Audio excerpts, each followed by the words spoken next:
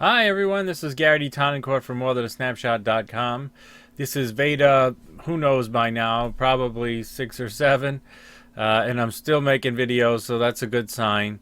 In today's video, I kind of wanted to show you some tips about using the Lightroom 5 brush tool, and to do that I'm going to use this portrait. And before we get started, I'll kind of take a look at what kinds of things that I would want to do. First of all, I've already done all the basic image corrections as far as exposure and color correction and all that kind of stuff. And now I have also already gone in and cleaned up some spots on her skin. So that part's all taken care of. Now what I would want to do is do some more fine detail work with the brush tool that you can do here in Lightroom. And then I would probably even go later into Photoshop and clean up some of this stray hair that you see around the edges. But Lightroom, the cloning tool is not quite good enough to do a great job of that, so that won't be part of this video. So let's first take a look at, I would use the brush. And one thing you need to know about the brush is that you can save presets for different kinds of brushes, and there are already some brushes saved in here for you. So for example, they give you a softened skin brush, and what it does is it knocks down the clarity all the way down to -100, and it adds a little bit of sharpening. So I didn't really like that effect too much, so I took it up to about 60 on the minus clarity, and I reduced the sharpening just a bit,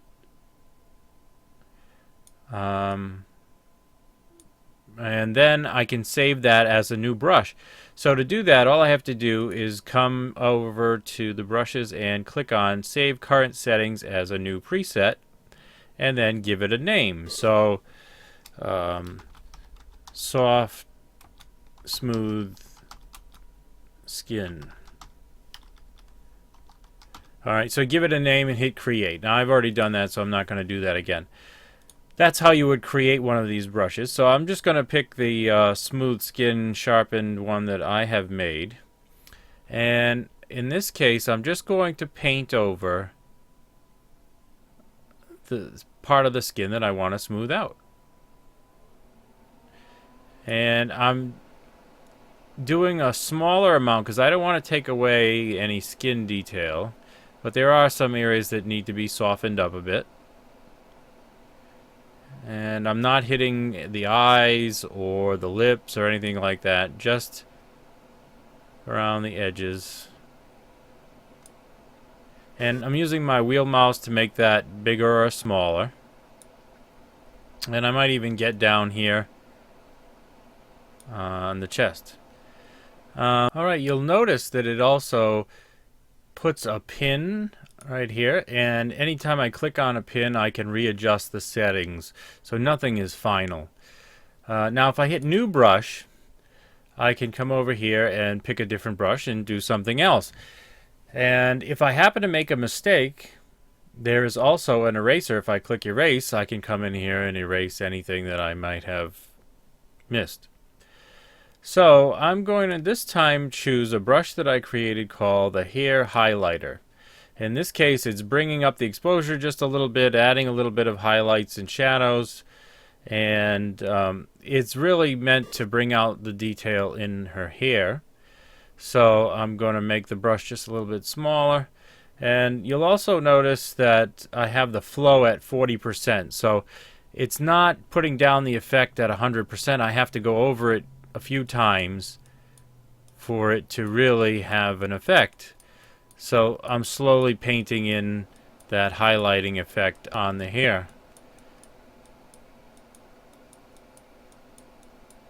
And so I'll take my time and I'll just hit these highlight spots. You'll see it really show up right in here. Alright. Now I can also do the eyebrows, and it even works pretty well for the lips. So I'm going to turn it off right now so I can zoom in. I'll look at the lips first. And I'm going to still use that same hair highlighter brush. These settings seem to work well to give a little bit of highlight to the lips, especially down here on the bottom. I probably would do more work on this in Photoshop to try to smooth out the lips a little bit, but this is not too bad. Now I'll come up to the eyebrows. Okay, so I would still use that hair highlighter and adjust the size to fit the eyebrow. And I'd highlight this a little bit. And then come over and do the other one.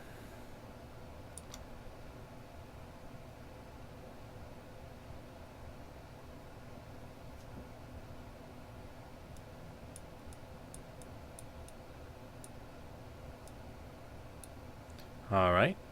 Now I'll change brush one more time. There is an iris enhance brush that is built in, or they give you in Lightroom, and it seems to work fairly well. And I'm just going to make the brush size smaller just to go around the iris. This is especially helpful since it darkens down this outer ring around the eye, and that really helps to make the eye pop. It also enhances the colors in the iris. Now, if the white part of the eye were dark, I probably would lighten it up a little bit, but you got to be really careful not to lighten it up too much, because that will start to look very unnatural.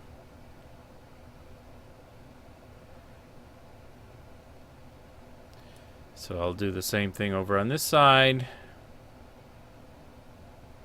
Now, again, this is not something I would do here, but in Photoshop I might remove some of the red veins in the eye. You want to leave a little bit of it to make it look natural, but maybe this one seems to be pretty pronounced. Alright, so that's the highlighter brush, and I'll get a new brush and I'll zoom out. Let me close this up so I can zoom out and see what else I'm going to do. Okay. I'll come back to the brush tool and just see if there's anything I missed. Oh yeah, the dodging and burning. So what you can do to help sculpt the face is to do a little dodging and burning. So I'll do the darkening first, to burn, and I'll use a big soft brush, and anywhere that there's shadow on her face, I'm going to add a little more. And this helps to add a little bit of sculpting to the face. And a little down here. And that's about it for this image. And then I would come over here and get a new brush and change it to the dodge. And this time I would want to hit the main highlights. So I'm just gently going over the highlights. Oh, I can see a shadow I missed over there.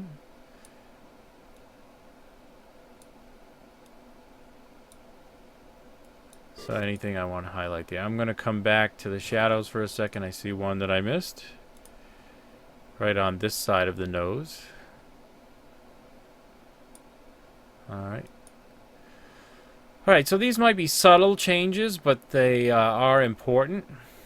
And like I said, I probably would finish this off in Photoshop by cleaning up the hair.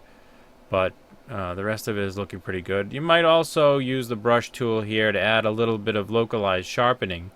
So I will click on, maybe I'll have to make it, no, alright, we'll just go to the sharpness brush, and I'll just reduce the sharpness. I just want to add a little bit of sharpening to certain areas.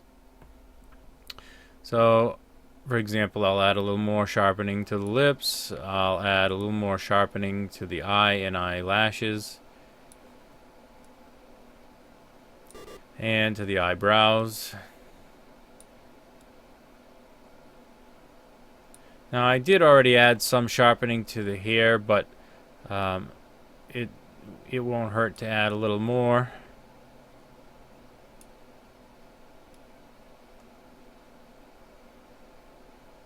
Alright.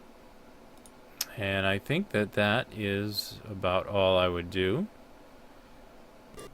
Alright, so here is the before and after, fully color corrected and adjusted. And I'll zoom in so you can see some detail around the eye. The eyebrows and the eye is enhanced and all that kind of stuff. So I hope that you'll try out this brush tool. It is great for doing all these local adjustments, and you can save all these great presets, and it can really add to your image editing. Now, if you like these tips, you can join my Lightroom class. I have a new class, and you can find that on morethanasnapshot.com.